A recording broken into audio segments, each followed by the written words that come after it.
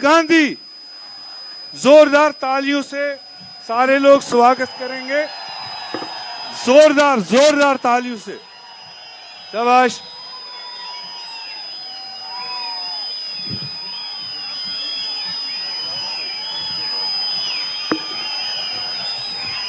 जोरदार तालियों से हाथ खड़े करके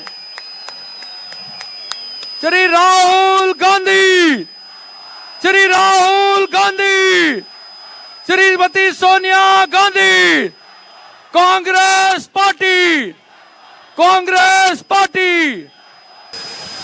कि वो राहुल जी को शाल भेंट करेंगे सोपोर से। तालियों से शाबाश, जोर से तालियां, जोर से तालियां।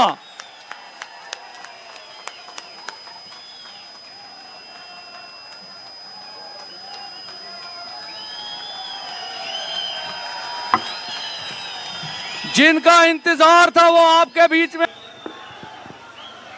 रफीक खान जी, हमारे कैंडिडेट्स जनाब हाजी अब्दुल रशीद दार जी, इरशाद अहमद जी, स्टेज पे इंडिया गठबंधन के सीनियर नेता, भाइयों और बहनों, प्रेस के हमारे मित्रों, आप सबका यहाँ बहुत बहुत स्वागत, नमस्कार। कैसे हैं आप लोग? ठीक हैं?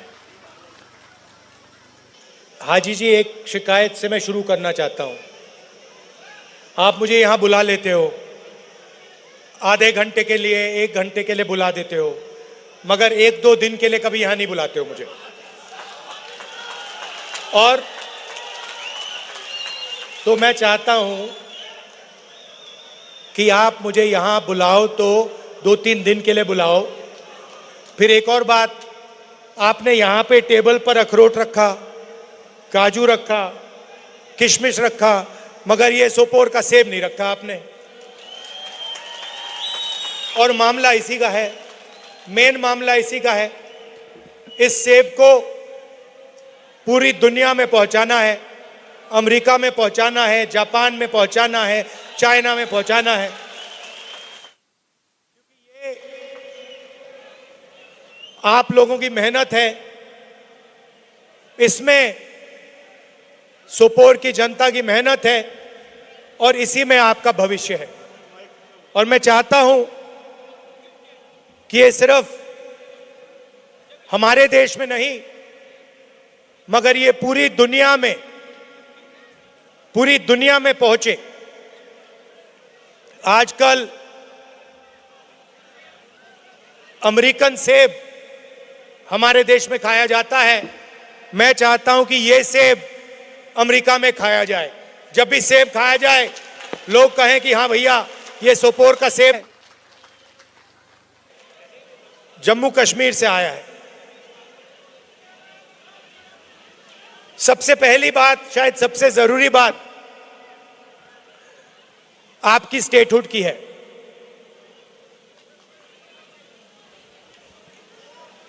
बहुत सारे यूनियन टेरिटरीज को स्टेट में बदला गया है, ये हुआ है। स्टेट्स को बांटा भी गया है। एक स्टेट को 2 भागों में बांट दिया गया है। आंध्र प्रदेश हुआ करता था, उसमें से तेलंगाना बनाया। बिहार हुआ करता था, बिहार और झारखंड बने। मध्य प्रदेश में से छत्तीसगढ़ बनाया गया। मगर पहली बार इतिहास में, हिस्ट्री में, एक स्टेट को यूनियन टेरिटरी में बदला गया है। और यह शर्म की बात है। यह हिंदुस्तान में कभी पहले नहीं हुआ है। पहली बार जम्मू कश्मीर के लोगों को कहा गया है कि भैया आप स्टेट नहीं हो, आप यूनियन टेरिटरी हो।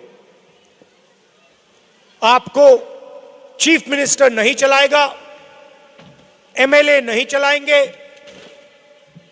आपको बाहर के लोग, लेफ्टिनेंट गवर्नर, ब्यूरोक्रेट्स चलाएंगे। हम चाहते थे कि चुनाव से पहले आपको आपका स्टेटहुड वापस दिया जाए। और जम्मू कश्मीर के सब लोग ये चाहते हैं, सब लोग ये चाहते थे कि स्टेटहुड हमें पहले वापस मिले और उसके बाद चुनाव हो। नहीं हुआ, ठीक है, पहला कदम चुनाव है, मगर इसके बाद जम्मू कश्मीर को स्टेटहुड मिलना ही। स्टेटहुड नहीं देंगे तो इंडिया गठबंधन उन पर पूरा दबाव डालेगा, प्रेशर डालेगा, पार्लियामेंट में प्रेशर डालेंगे कि जम्मू कश्मीर को स्टेटहुड वापस दो। और अगर इन्होंने नहीं किया तो जैसे ही इंडिया गठबंधन की सरकार दिल्ली में आएगी, हम आपको आपका स्टेटहुड दे देंगे। अगर इस सेब को अमेरिका में, जापान में पहुंचाना है तो पहला कदम आपको स्टेटहुड देना है, उसके बिना नहीं हो सकता। दिल्ली में जो सरकार है वो 2-3 अरबपतियों की सरकार है। यहां जो आपको सही दाम नहीं मिल रहा है, हिमाचल प्रदेश में भी सेब के किसानों को सही दाम नहीं मिलता है, उसका कारण अदानी है। नरेंद्र मोदी जी की सरकार 10-15 अरबपतियों के लिए काम करती है। जो भी वो करते हैं 10-15 लोगों के लिए करते हैं। एयरपोर्ट्स, पोर्ट्स, इंफ्रास्ट्रक्चर, सारा का सारा ये 2-3 लोगों को देते हैं और ये 2-3 लोग इनकी मार्केटिंग करते हैं। नोटबंदी की, गलत जीएसटी लागू की, जो छोटे बिजनेसेस हैं, यहां के जो लोकल बिजनेसेस हैं, सेब का जो बिजनेस चलाते हैं, इन सब को नोटबंदी और जीएसटी ने खत्म किया है। गलत जीएसटी ने छोटे बिजनेसेस को खत्म कर दिया है और आज यह हालत है कि पूरे देश में युवाओं को रोजगार नहीं मिल सकता। जम्मू कश्मीर की हालत आप जानते हो, यहां पे बड़ी बड़ी बातें होती हैं, मगर अगर जम्मू कश्मीर का युवा रोजगार चाहता है उसको नहीं मिल सकता है। अगर वो एंटरप्रेन्योर है, छोटा बिजनेस चलाता है, मिडिल साइज बिजनेस चलाता है, हैंडीक्राफ्ट्स का काम करता है, तो बैंक के दरवाजे उसके लिए बंद हैं, टेक्निकल सपोर्ट नहीं है, पूरा का पूरा सिस्टम 10-15 अरबपतियों की मदद करने में लगा हुआ है। जीएसटी में आप पैसा देते हो, जितना पैसा आप देते हो हिंदुस्तान के गरीब लोग देते हैं, उतना ही पैसा अदानी देता है।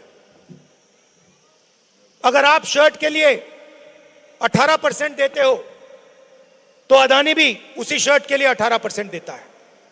जितना जीएसटी गरीब व्यक्ति देता है उतना अरबपति देता है। महंगाई बढ़ती रहती है, कर्जा माफ होता है तो अरबपतियों का होता है। 16 लाख करोड़ रुपए नरेंद्र मोदी जी ने 20-25 लोगों के माफ किए, मगर किसान हो, मजदूर हो, छोटा व्यापारी हो, कॉलेज स्टूडेंट हो, इनका कर्जा कभी माफ नहीं होता है। यही फर्क है हम में और उनमें। यहां पे उन्होंने हाई टेक्नोलॉजी की बात की, स्मार्ट मीटर लगा दिया। पहला काम हमारी सरकार करेगी, ये स्मार्ट मीटर है उसको निकाल देंगे, खत्म कर देंगे। और जहां भी ये जाते हैं, जहां भी ये जाते हैं, भाई को भाई से लड़ा देते हैं। एक धर्म को दूसरे धर्म से लड़ाएंगे, एक भाषा को दूसरी भाषा से लड़ा देंगे, एक जात को दूसरी जात से लड़ा देंगे। नफरत और हिंसा की इनकी विचारधारा है और इन्होंने ये पूरे देश में फैला दिया है। पूरे देश में नफरत फैलाई है और इसीलिए कन्याकुमारी से लेकर जम्मू कश्मीर तक हमने पैदल यात्रा की और हमने उनसे कहा, देखिए आप अगर नफरत का बाजार खोल सकते हो तो हम मोहब्बत की दुकान भी खोल सकते हैं। अगर आप नफरत फैला सकते हो तो हम मोहब्बत फैला सकते हैं। और जितनी उन्होंने मोहब्बत, जितनी उन्होंने नफरत फैलाई, उससे दुगना हमने मोहब्बत फैलाई। और 4000 किलोमीटर चले, यहां तक जम्मू कश्मीर तक हम आए। क्यों? हम मैसेज देना चाहते थे, यह भाईचारे का, मोहब्बत का देश है, यह सब लोगों का देश है, इसमें सबकी रिस्पेक्ट होनी चाहिए, सबकी इज्जत होनी चाहिए, भाईचारा होना चाहिए, शांति होनी चाहिए। यही मैसेज था भारत जोड़ो यात्रा का। यहां पे मैं जानता हूं आपकी लोकल इश्यूज हैं,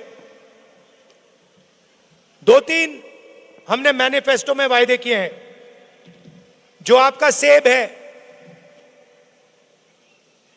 72 रुपीज पर किलो, आपको हम मिनिमम सपोर्ट प्राइस देंगे। 100% क्रॉप इंश्योरेंस, जहां भी आपको नुकसान होगा आपको इंश्योरेंस का पैसा मिलेगा। गरीब लोगों का जो एविक्शन हो रहा है वो हम रोकेंगे। और इरिगेशन प्रोजेक्ट्स के लिए हम 2500 करोड़ रुपए आपको देंगे। मीर साहब से मेरी बात हो रही थी, उन्होंने मुझे कहा कि यहां का जो सेब है ये एक्सपोर्ट होता है, मगर इसकी प्रोसेसिंग यहां नहीं होती है। मतलब फूड प्रोसेसिंग प्लांट यहां पे नहीं है। हमारा लक्ष्य है कि आपका सेब अमेरिका जाए, जापान जाए, बाकी देशों में जाए, मगर फिर यहां आपकी सेब की प्रोसेसिंग की भी प्लांट्स लगे, कि सेब का पूरा फायदा सोपोर की जनता को मिले। आप जानते हो मेरा आपका रिश्ता राजनीतिक रिश्ता नहीं है।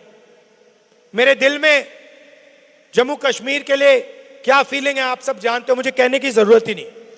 ये आप समझते हो,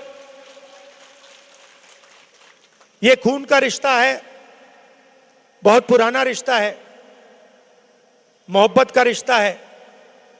और आप जानते हो जब भी मेरी जरूरत है, चाहे सेब की बात हो, स्मार्ट मीटर्स की बात हो, किसानों की बात हो, जब भी आपको मेरी जरूरत होगी आपको सिर्फ बुलाना है, मैं यहां हाजिर हो जाऊंगा। और ये मैं दिल से कह रहा हूं, आप ट्राई करो, अगली बार कहना, अपने एमएलए से कहना, जो जीतेंगे उनसे कहना, भैया राहुल जी को बुलाओ। और आप देखना, जैसे ही आप मुझे बुलाओगे मैं यहां हाजिर हो जाऊंगा। और अगली बार बुलाओगे तो भैया आधे घंटे के लिए मत बुलाना, कम से कम 1-2 दिन के लिए बुलाना, गहराई में मुझे यहां समझाओ क्या हो रहा है। आप सबका दिल से बहुत बहुत धन्यवाद। नमस्कार, जय हिंद।